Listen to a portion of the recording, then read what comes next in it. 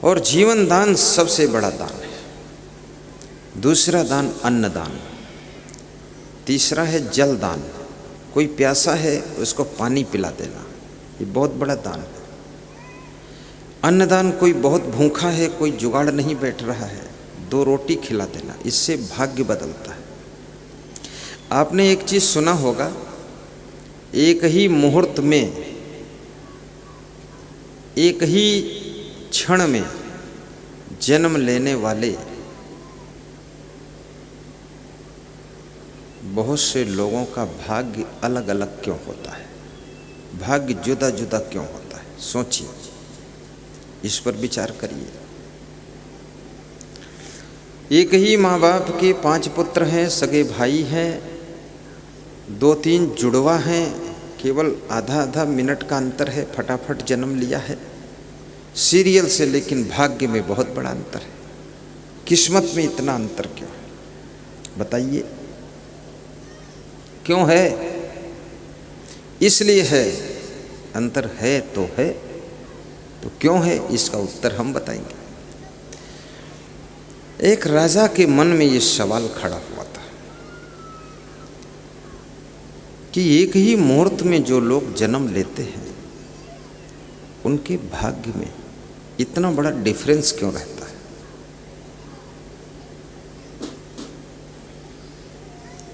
तो राजा ने एक साधु से पूछा कि भाग्य में अंतर क्यों? तो साधु ने कहा कि इस प्रश्न का उत्तर मैं नहीं दे सकता, इसका उत्तर लेना है तो आप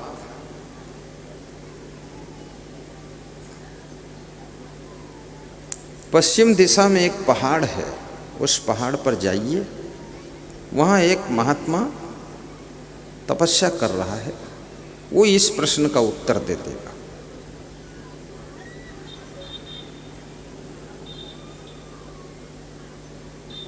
अब उस पहाड़ पर राजा गया, महात्मा से मिला, प्रणाम किया, आशीर्वाद लिया, प्रश्न पूछा कि एक ही मुहूर्त में जन्म लेने वाले आत्माओं का भाग्य जुदा जुदा क्यों होता है? तो महात्मा मुस्कुराया और उस महात्मा को देखा क्या कर रहा है। वो महात्मा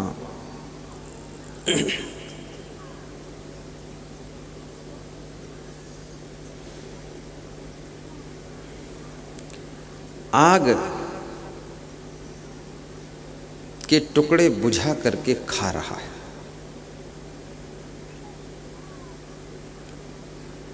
तो महात्मा ने कहा कि मैं इसका उत्तर नहीं दे सकता हूं, और इससे ऊंचे एक पहाड़ है, वहां एक तीसरा महात्मा बैठा है, उससे पूछो जाकर। उसके पास गए तो देखा वो महात्मा बड़ा विचित्र है, वो अपना ही मांस नोच कर खा रहा है। राजा ने सोचा ये पागल है कि महात्मा है, ये अपना ही मांस नोच नोच कर खा रहा है। तो उस महात्मा से पूछा कि महात्मा जी, एक ही मुहूर्त में जन्म लेने वाले बच्चों का भाग्य जुदा जुदा क्यों होता है?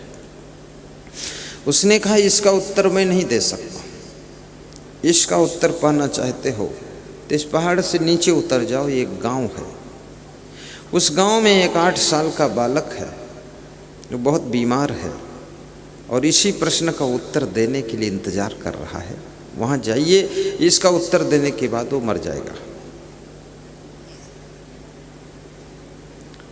तो राजा ने सोचा ये सब साधु साधु सलाह करे हैं का। पहला साधु हमारे द्वार पर मांगने आया, उसने कहा पहाड़ पे जाओ, एक महात्मा मिलेगा। उसको देखा वो आग बुझा बुझा कर खा रहा है। उसने कहा और पहाड़ पर ऊंचे जाओ, तो तीसरा महात्मा अपना मांस नोच कर खा रहा है। और ये एक चौथे के पास भेज रहा, बालक के पास। राजा उस बालक के पास गया, देखा वो बहुत बीमार है, और राजा को देख करके खुश हो गया, उठकर बैठ गया। राजा ने कहा तेरे से प्रश्न पूछना है, कि एक ही मुहूर्त में पैदा होने वाले लोगों का भाग्य जुदा जुदा क्यों होता है। तो उस बालक ने कहा कि इसी का उत्तर देने के लिए मैं रुका हूँ। मैं बहुत बीमार हूँ, मैं ज़्यादा दिन जीऊँगा नहीं, आपका इंतज़ार कर रहा था। तो उसने बहुत बड़ी बात कही। उस छोटे से बालक ने, 8 साल के बालक ने, उसने कहा कि आपको बताता हूँ मैं, राजा साहब, मैं पूर्व जन्म में 4 भाई था और हम चारों राजकुमार थे, महाराजा के पुत्र थे और चारों जंगल में सैर करने के लिए गए थे, आनंद मना रहे थे। और हम चारों भाई जंगल में भूखे हो गए। पोटली में आटा लेकर हम गए थे, वहाँ उसकी भौरिया बनाया था तालाब के पास बैठकर, और चारों भाइयों ने एक एक भौरिया खाने के लिए तैयार हुए थे। उसी समय एक भूखा साधु आया था। उसने जब मांगा तो जो हमारा बड़ा भाई था उससे मांगा कि थोड़ा मुझे खाने को दे, तो भूखा हूँ। तो मेरे बड़े भाई ने जवाब दिया कि तुझको अगर भौरिया खिला दूंगा, बाटी खिला दूंगा, तो मैं क्या भूखों मरूंगा? मैं क्या खाऊंगा?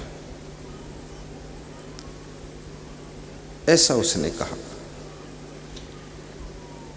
और दूसरे भाई से जब मांगा तो उसने कहा तेरे को भौरिया खिला दूंगा तो मैं क्या आग खाऊंगा?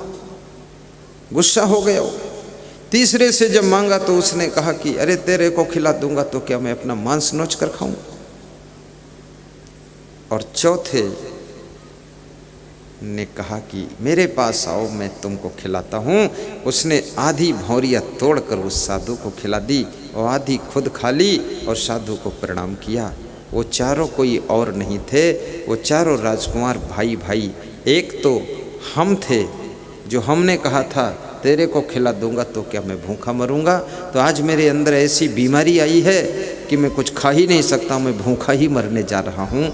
और दूसरा वो भाई था जिसने कहा था तुझे दे दूंगा तो क्या आग खाऊंगा, तो आग बुझा बुझा कर खा रहा था, तुमको मिल चुका है पहाड़ पर। तीसरा वो भाई था जिसने कहा था भौरिया तुझे खिला दूंगा तो क्या मैं मांस नोच कर खाऊंगा, तो अपना मांस नोच कर खा रहा है। और चौथे मेरे भाई आप थे जिन्होंने अपनी आधी भौरिया तोड़कर खिलाया था। इस पुण्य से आप राजकुमार हुए हो और हम लोगों की दशा तो देख ही रहे।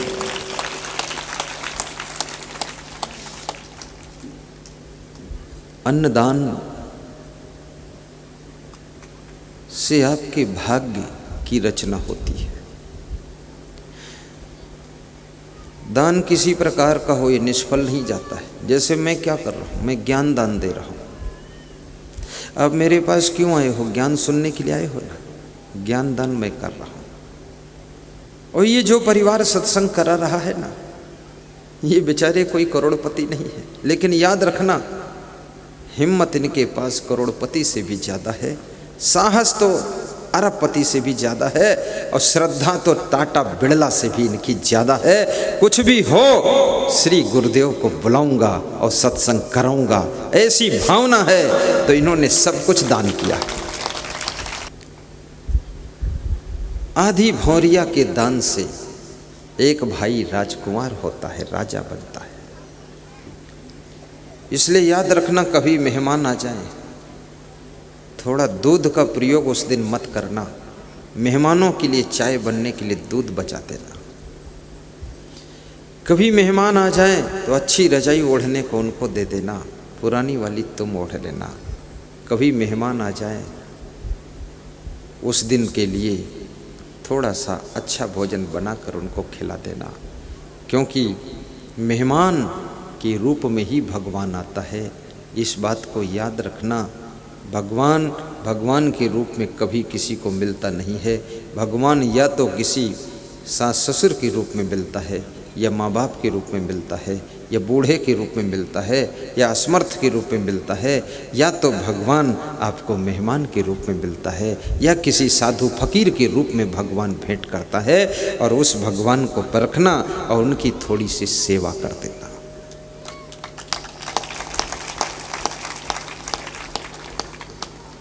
हमारा धर्म हो सेवा, हमारा कर्म हो सेवा। सदा सत्संगियों में मिल हमें सेवक बना जाना। दुर्गा देवी, काली देवी, संकटा देवी, बंकटा देवी, बमलेश्वरी देवी, डमलेश्वरी देवी, उमिया देवी, खोड़ियार देवी, खोड़िया देवी, ये सभी प्रदेशों की देवियों के नाम बता रहा हूं। कालिका देवी, ये जितनी देवी हैं और जितने भी देवता हैं, ये कब खुश होते हैं आपको पता है, मुझे पता है।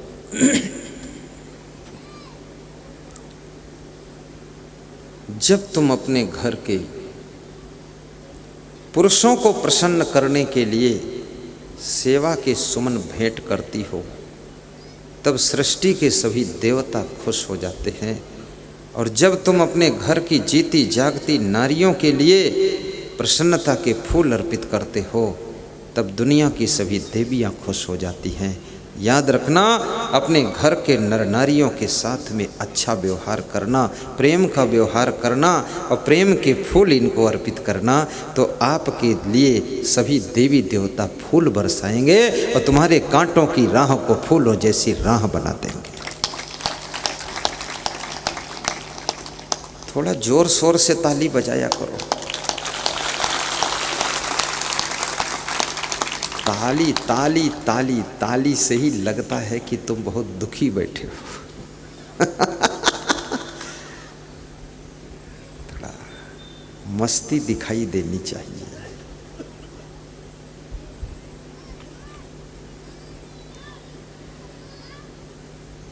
तुम ही मेरे मंदिर, तुम ही मेरी पूजा। ये गीत गाया करो, घर में गुनगुनाया करो, और घर में थोड़ा मौन भी रहा करो, ज़्यादा बोला भी मत करो। कम बोलने से कलह कलेश कम होता है, अधिक बोलने से कलह कलेश ज़्यादा होता है। थोड़ा मौन रहने से कलह कलेश खत्म होता है। थोड़ा गम खाने से शांति बढ़ती है। क्षमा कर देने से भी शांति बढ़ती है। और यदि तुम सोचो परिवार के सभी सदस्य तुम्हारे जैसे सुधर जाएं, इतना तो कोई सुधर नहीं पाएंगे। इसलिए ज़्यादा इनको तंग मत करो, इनको भी जीने दो बेचारों को। कभी थोड़ा दूध ज़्यादा पी लेंगे तो भी पीठ थपथपा दो, धन्यवाद, पहलवान बनेगा। और कभी थोड़ा कम खाएंगे तो धन्यवाद दे दो, कह दो बीमार नहीं बनेगा, अच्छा है, कम खाइए। इनको निभाना पड़ेगा। अलग अलग बुद्धि है, अलग अलग संस्कार हैं, अलग अलग से आत्माएं सब आई हुई हैं, और इन सब आत्माओं को निभाना पड़ता है। इनको लाख समझाओ, कितना डांटो, कितना पीटो और कुछ भी करो, लेकिन संस्कार ऐसे पीटने उठने से थोड़े बदल जाए। इसलिए माताओं बहनों से कहूँगा कि छोटे छोटे बच्चों को बहुत मत कूटना। कितनी महिलाएं तो बच्चों को ऐसे कूटती हैं जैसे धान कूटे जाते थे। धान कूटती थी तो उसमें चावल निकलता था, बच्चे कूटते तो सब भूसी हो जाती, उसमें कुछ निकलता नहीं। बच्चा अज्ञान है, नासमझ है, उसको माफ़ कीजिए, थोड़ा डरवा दीजिए, प्रेम कर दीजिए, उसके मुख में कोई मीठी चीज़ रख दीजिए, चाटने लग जाएगा, खुश हो जाएगा, मन बहल जाएगा। बचपन है।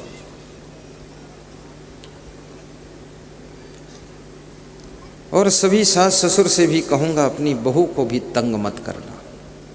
छोटी है, बेटी है, कम उम्र है, अभी अपने मायके से आई है, माँ के लाड़ प्यार को छोड़कर तुम्हारे पास आई है, अभी उतना लोड लेने की क्षमता नहीं है। थोड़ा थोड़ा धीरे धीरे लोड ले लेगी पूरे घर का, और धीरे धीरे वो भी सासू बन जाएगी,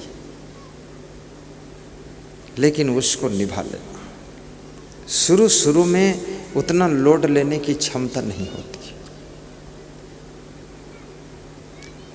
18 साल की उम्र में समझ का जन्म होता है, 21 साल में थोड़ी समझ बढ़ती है, 28 साल में थोड़ी समझ आती है, और 35 साल में आदमी समझदार बनता है, और 42 साल की उम्र में समझ बूझ के काम करता है, और 56 साल की उम्र में दूसरों को भी समझाना शुरू कर देता है।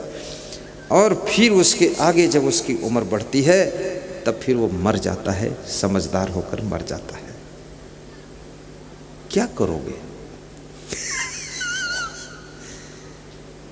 मौत मौत मौत। दिल कांप गया कि मौत किधर से आ रही, मुझे न दबा दे आकर। इधर नहीं आ रही है। अभी तुम लोग तो नहीं मरोगे, इसलिए नहीं मरोगे। किस लिए नहीं मरोगे? क्योंकि अभी और सत्संग सुनना बाकी है, अभी और हमारा तुम्हारा साथ होगा। रसूलपुर भटपुर में दोबारा फिर मुझे आना है, और मैं आशीर्वाद देता हूँ कि ये परिवार और धनवान बने, गुणवान बने, इनके पास में पर्याप्त धन संपत्ति हो, ताकि हमको बुलाकर पूरे क्षेत्र वालों को सत्संग सुना सकें। हे मेरे इष्ट गुरुदेव, आप इतनी कृपा करना कि मेरे इतने जो भक्त यहाँ सब बैठे हैं श्रद्धा लेकर, और विश्व में यूट्यूब में जहाँ भी सुन रहे हैं टीवी चैनल में प्रवचन, उनको सबको धनवान बनाना, गुणवान बनाना, महान बनाना, चरित्रवान बनाना, और उनकी मनोकामना को पूरा करना। वे सब खुशहाल हों और गुरुदेव का प्रचार करें,